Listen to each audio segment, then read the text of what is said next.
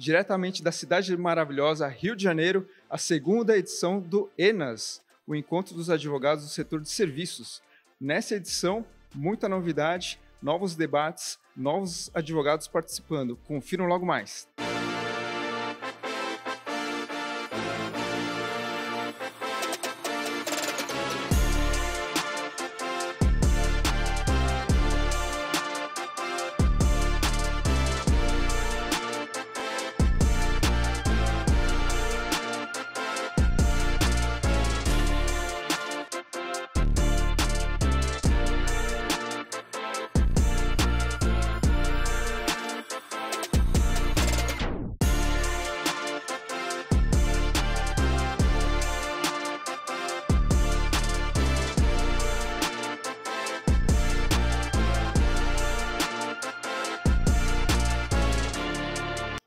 Foi muito bom ter participado lá em São Paulo e estar aqui agora de novo no Rio de Janeiro. Dessa vez a gente trouxe um pouco também dos números, pegando um pouco do recorte daqueles dados que estão disponíveis pelo Conselho Nacional de Justiça, pelo próprio TST, e olhando para isso com um olhar de gestão de riscos, entendendo que quais são os assuntos que mais foram demandados na Justiça do Trabalho nesse último ano e qual a probabilidade de impacto que isso pode gerar para as empresas e serviços, né? Então a gente tem visto muitos assuntos relacionados a questões de saúde e segurança do trabalho. O risco número 1, por exemplo, foram os pedidos de adicional de salubridade. Então, as empresas precisam estar muito atentas em relação a essas questões. Também questões relacionadas ao encerramento do contrato de trabalho, que são as verbas rescisórias, recolhimento de multa de 40% do FGTS, próprio recolhimento do FGTS. Em terceiro lugar, a gente pode destacar também questões relacionadas a controle de jornada, marcação de ponto, realização de horas extras, intervalos entre as jornadas. Então, são várias questões que precisam estar na pauta das empresas, principalmente sobre esse olhar de prevenção, que é não só conseguir se defender numa ação trabalhista, tendo os documentos que a empresa precisa, que cabe a ela fazer a prova, mas também estabelecendo processos e rotinas para evitar, porque nós estamos num momento de grande exposição, né? Com o E-Social, com toda a informatização dos sistemas governamentais, as empresas estão o tempo todo prestando esses dados, essas informações para o governo. Então, elas estão praticamente confessando aquilo que elas estão fazendo. Então, se num primeiro momento foi difícil se adequar ao E-Social, nesse momento agora a importância é com a qualidade, com a conformidade dessas informações em relação à legislação trabalhista. A insegurança jurídica é um mal que a gente tem vivido aqui no Brasil, né? A gente tem muitas decisões conflitantes, decisões que dá a sensação de que estão se afastando do que estava prescrito na lei. Isso tem inúmeros motivos, inúmeras causas, mas o mais importante é que a gente tem percebido que a advocacia trabalhista como um todo, ela precisa ser bastante técnica no momento em que vivemos. O advogado ele precisa saber discutir no processo os temas que estão ligados à aplicação da nossa Constituição, saber pré-questionar as matérias, saber identificar para o juiz aquilo que vem da Constituição, aquilo que pode ter um precedente vinculante já formado pelos tribunais superiores, porque está havendo uma grande mudança de entendimento do próprio direito do trabalho que está vindo de cima para baixo. O Supremo Tribunal Federal tem mostrado uma outra visão para a área trabalhista, que não condiz com a visão tradicional da nossa área e que tem que saber ser explorada para que a gente possa ter um ambiente mais seguro, para que a gente possa ter aquele equilíbrio que a gente deseja nas relações de trabalho. Ou seja, a gente ter os direitos trabalhistas prescritos no ordenamento jurídico assegurados para o trabalhador e a empresa saber o que ela precisa fazer, quais são os deveres dela e entender quais são os seus direitos também. É essa busca de equilíbrio que a gente precisa hoje ter uma técnica muito boa para poder discutir os grandes temas na Justiça do Trabalho, visando os tribunais superiores. É bastante comum nós termos demandas trabalhistas nas quais os trabalhadores e as trabalhadoras postulam no processo um adicional de insalubridade, muitas vezes um adicional de insalubridade na mudança do grau, de médio para máximo, por exemplo, pela limpeza de banheiros. E aí nós temos hoje uma jurisprudência, ou seja, decisões dos tribunais que não são pacíficas. O Tribunal Superior do Trabalho, como o órgão que tem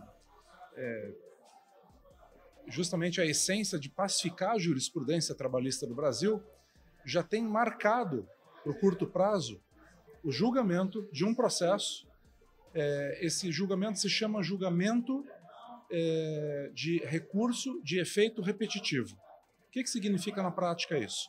Que uma vez que o TST decidir essa questão, ela vai ter efeito de repercussão geral. E o que significa isso?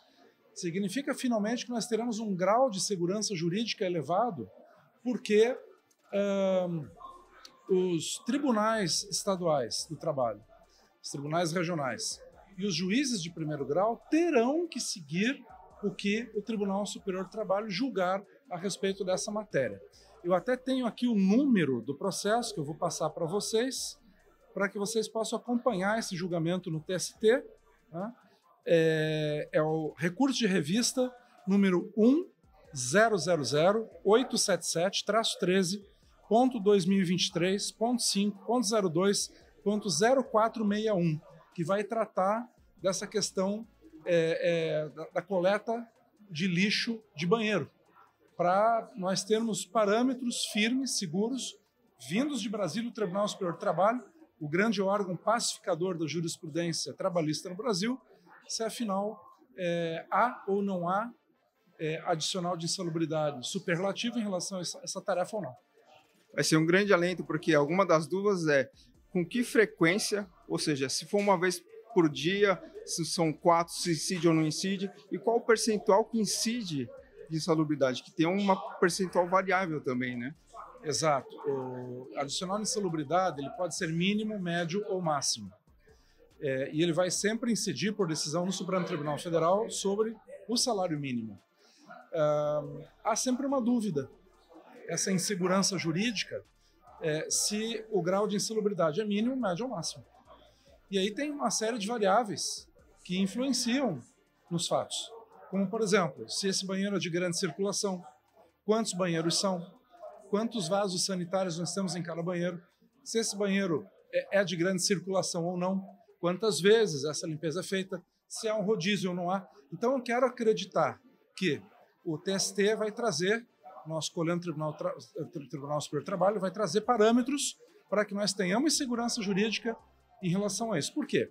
É importante o empresário ter essa segurança jurídica. E o trabalhador também. O empresário, porque vai poder se planejar. Olha, o insalubridade é grau médio. Eu não vou gastar com advogado, não vou gastar com perícia, com assistente técnico, com processo. E isso está no meu cálculo operacional. E o trabalhador sabe que pode contar com aquele valor no contra-cheque todos os meses de maneira segura. Temos que agradecer a Sebrae, aqui o Ricardo e o Dr. José Alencar, que organizaram esse magnífico evento. Estamos realizando aquilo que nós pretendíamos, né, que era um sonho, que é reunir advogados do setor de serviço com a finalidade de, pelo conjunto, eles nos ajudarem a participar ativamente da luta por melhorias do setor, melhorias do ambiente de trabalho, que são coisas que são necessárias, reformas administrativas, judicial, e, ao mesmo tempo, aprimorando os seus conhecimentos, né? Nós estamos trocando conhecimento, nivelando por cima o conhecimento dos advogados, a autoestima, de tal forma que a gente possa brigar melhor ainda pelo direito do setor, pelo direito de suas empresas. Então, está dando certo o ENAS, né, as comissões na OAB, um debate maravilhoso, onde muita coisa é vinculada, e estamos plenamente satisfeitos. Olha, a Sebrae hoje é a entidade mais importante de defesa dos interesses do setor de serviço. Então, esse evento aqui tem tudo a ver, porque estamos tratando de questões trabalhistas, e as questões trabalhistas elas afetam de maneira muito sensível as empresas de serviço como um todo. E eu costumo dizer, né, um país que tem 93% das reclamações trabalhistas do mundo, tem alguma coisa errada, né? Então, nada melhor do que a gente usar esse apoio da Sebrae, essa capilaridade da Sebrae, para discutirmos esse assunto com pessoas tão qualificadas como o Dr. Marlos Melec e o Dr. Otávio Calvin. Eu fico muito lisonjeada com a Sebrae vindo fazer esse evento aqui, muito. O João é uma pessoa que eu admiro bastante, é uma pessoa que luta, né, pela nossa atividade e incansavelmente. E eu fico muito feliz de receber a Sebrae aqui, principalmente na Associação Comercial do Rio de Janeiro, que é um prédio de mais de 200 anos de construção. E é isso. É só agradecer a Sebrae a nossa inclusão aqui nessa participação desse encontro. Bom, primeiramente, eu sou conselheiro da seccional do Estado do Rio de Janeiro, sou presidente do Sindicato de Advogados do Estado do Rio de Janeiro, né? Eu acho isso muito importante, porque eu também advogo, né, para o Sindicato Laboral, né? E essas palestras trazem muito, né, subsídio para a gente, principalmente nas negociações, né? Porque você, quando vai fazer uma negociação, o importante é que você tenha um equilíbrio das forças, né? Não adianta eu querer puxar para um lado e para o outro, que alguma coisa não vai correr bem durante essa negociação, né? E, como o doutor Calvé falou, e eu sou adepto disso aqui, na reforma da CLT, eu acho que o pilar dela foi o negociado acima do legislado, porque quem sabe realmente os direitos do trabalhador, né, e os direitos das empresas, quer dizer, o patronal e o laboral, são as partes quando elas conciliam e acham um caminho para o desenvolvimento, seja da empresa, porque, obviamente, nós queremos que cada vez mais a empresa cresça, porque ela crescendo, você dá mais condição ao trabalhador, né? E isso é importante, esse fluxo, né, e essa negociação ser constante, né? Enquanto mais nós tirarmos do poder normativo as decisões, né, é o que o doutor Calvé falou, que eu vim falando, né? A sociedade, ela deslancha. Você tem menos ações na justiça, você tem mais distribuição de renda, você tem mais emprego, porque essa relação passa a ser uma relação direta. Porque nem todo o juiz ele sabe aquele calor de uma negociação, ele não sabe exatamente aquela negociação, o que você pode alcançar lá na frente. E o Ministério Público também é outro, que a intervenção dele é uma intervenção dentro da legislação. Óbvio, nem toda a legislação, que a gente não quer fugir dela, mas nem toda a legislação é benéfica naquele momento para uma negociação, né? Você, por exemplo, você tem uma empresa que entra numa recuperação judicial, né, e você é chamado para fazer um acordo, obviamente você tem que avaliar o que está ali dentro. Se aquela recuperação tem a capacidade de pagar todo aquele acervo, principalmente que é o salário do trabalhador, que é o primeiro privilegiado, e se ela vai ter condição. Ora, se você está vendo que o acervo dela é pequeno, que ela não tem condição, o que impede, né, de se fazer um acordo dentro daquilo para que você diminua aquele prejuízo, né, das partes que estão ali envolvidas dentro da recuperação? Então, eu acho muito importante esse debate cada vez mais se aprofundar. Parabenizo a FEBRAC, a OSEAC, a EFSC, enfim, a todos os envolvidos, esses atores envolvidos, né, para que a gente cada vez mais possa trazer não só juízes que defendem uma parte, mas também na parte do contraditório, porque nesse embate a gente extrai, né, outros elementos que a gente possa progredir, né, na relação trabalho-emprego. A gente tem visto, e agora, em particular, numa questão no Estado do Espírito Santo, em que o Estado do Espírito Santo entrou com uma ação de descumprimento de preceito fundamental no Supremo Tribunal Federal, porque ela está sendo atingida também por convenções coletivas que fixam um adicional de insalubridade, independentemente da apuração ou não de haver essa insalubridade de fato, de um laudo pericial, coloca o valor fixo para uma série de trabalhadores, no caso ali, cozinheiros, copeiros e auxiliares, inicialmente em creches, estabelecimentos escolares, com base no salário mínimo, mas aí depois estende também setores hospitalares, passa a ser 20% sobre o salário base, sobre o piso salarial, também independentemente do fato de haver exposição ou não ao ambiente salubre.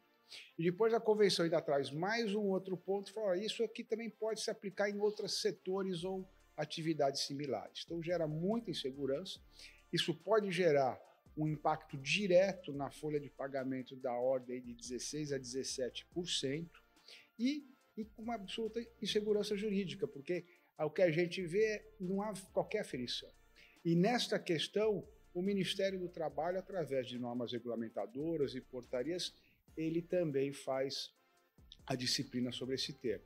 Então, no caso, a ABERC entrou com um amicus curiae nessa ação, né, tentando dar um auxílio ao Estado do Espírito Santo para que isso não seja um precedente que se espalhe pelo país, e a gente conta, inclusive, com outras entidades empresariais que se veem também ameaçadas por esse tipo de situação, em que se fixa aleatoriamente um adicional de insalubridade, independentemente do fato de haver ou não exposição à insalubridade.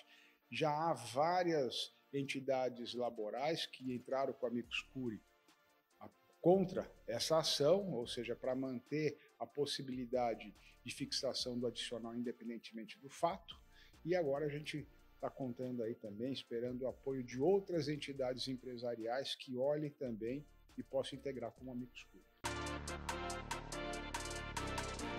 Olha, a pauta é a justiça trabalhista, né? Estamos com 2 juízes fantásticos, equilibrados, não ideológicos, que é o Dr. Malus Melek e o Dr. Otávio Calvé, 2 pessoas, 2 autoridades que eu respeito imensamente, extremamente inteligente. Dr. Otávio Calvé já oficiando no TRT1 como desembargador convocado, né? O Dr. Malus Melek como um dos pais relatores técnicos da reforma trabalhista. Então, são 2 pessoas do mais alto escola. E casa cheia, né? Sucesso do ENAS, né? Patrocinado pela Sebrae, com apoio do SEAC Rio de Janeiro, né? Dando todo o apoio à associação comercial, dando todo o apoio para a gente, a EPSA também dando todo o apoio para a gente. Então, é um evento conjunto e sucesso absoluto. Sucesso, temas interessantes. Doutor Giordano também fazendo palestras compilando toda a parte administrativa dos dados da Justiça do Trabalho, então extremamente proveitosa. E o ENAS, um sucesso aí, idealizado pelo Dr. Percival Maricato, que esse jovem impetuoso, esse jovem senhor impetuoso que criou o ENAS, que é o Encontro Nacional dos Advogados do Setor de Serviços, para que as empresas do setor de serviço, na parte jurídica, tenham mais força e maior capacidade de defesa dos seus interesses.